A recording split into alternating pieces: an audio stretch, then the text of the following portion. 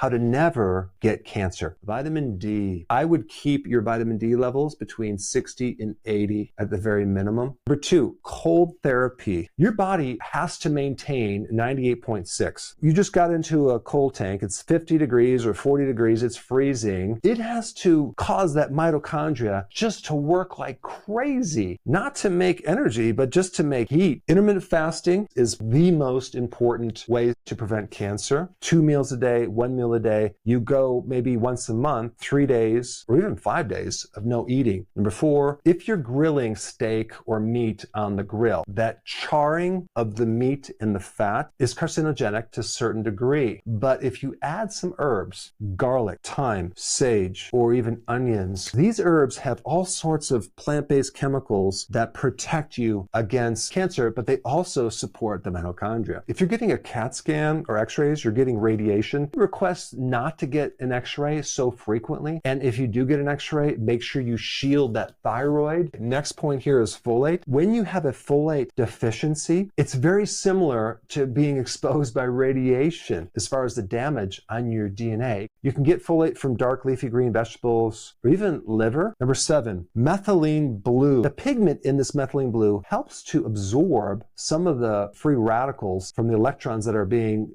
generated in the mitochondria, and it protects you. Number 8, prolonged fasting is the most powerful out of any of these things right here, especially if you had a stage 4 cancer that it's spreading. The only thing you can really do at that point is prolonged fasting. 9, the ketogenic diet helps to correct insulin resistance. Number 10, avoid snacking. Next one right here is omega-3 fatty acids. That would be like cod liver oil or fish oil. This is very important to prevent inflammation. Number 12, sulforaphane. This is a compound that helps detoxification, getting rid of poisons in your liver. 13, iron. Cancer cells will use iron apply a lot faster. They like iron. If you're taking iron supplements, not good, because too much iron creates a lot of inflammation. Number 14, selenium. That helps you get rid of hydrogen peroxide in your body, which can create damaged tissues. Number 15 is magnesium. You cannot make energy without magnesium, and the mitochondria depends on magnesium, so it's super important. So having enough magnesium. 16 is NAD. This really is something in the mitochondria that helps in the extraction of energy from the food. Number 17, colostrum is one of the best things to do if your immune system is damaged from like a lot of antibiotics or prednisone. Number 18 is AHCC. Very interesting remedy for certain viruses.